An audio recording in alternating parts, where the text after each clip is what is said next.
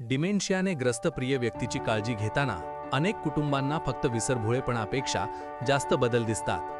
या बदलांना BPSD म्हणजेच डिमेन्शियातील वर्तनात्मक आणि मानसिक लक्षणे असे म्हणतात. ही लक्षणे लवकर ओळखल्यास तणाव कमी होतो आणि काळजी घेणे सोपे होते. वर्तनात्मक लक्षणांमध्ये चिडचिड, आक्रमक वर्तन किंवा अस्वस्थपणा दिसू शकतो. काही लोक घरात इकडे तिकडे फिरणे, पुढे मागे चक्रा मारणे किंवा वारंवार एकच गोष्ट बोलणे असे पुनरावृत्तीचे वर्तन करू लागतात.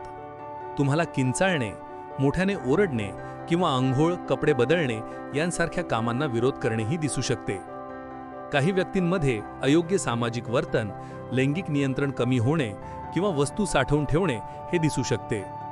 झोपेमध्येही बदल होऊ शकतो. रात्री जागरण आणि दिवसा झोप येणे म्हणजेच दिवस-रात्र गोंधळ.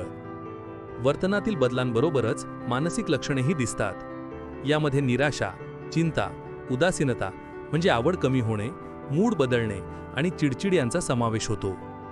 काही लोक भ्रम म्हणजेच खोटे विश्वास, भास म्हणजे नसलेल्या गोष्टी दिसणे किंवा ऐकू येणे आणि संशय म्हणजेच पॅरानॉया अनुभवू शकतात. त्यांना भीती वाटू शकते किंवा चुकीची ओळख होऊ शकते, जसे की हे घर आपले नाही किंवा काळजी घेणारे लोक अनोळखी आहेत असे वाटणे. लक्षात ठेवा, ही लक्षणे व्यक्तीची चूक नाहीत, ती आजाराचा एक भाग आहेत. जाणीव, संयम आणि योग्य मदतीने कुटुंबे या आव्हानांना अधिक चांगल्या प्रकारे हाताळू शकतात आणि आपल्या प्रिय व्यक्तींच्या जीवनाची गुणवत्ता वाढवू शकतात.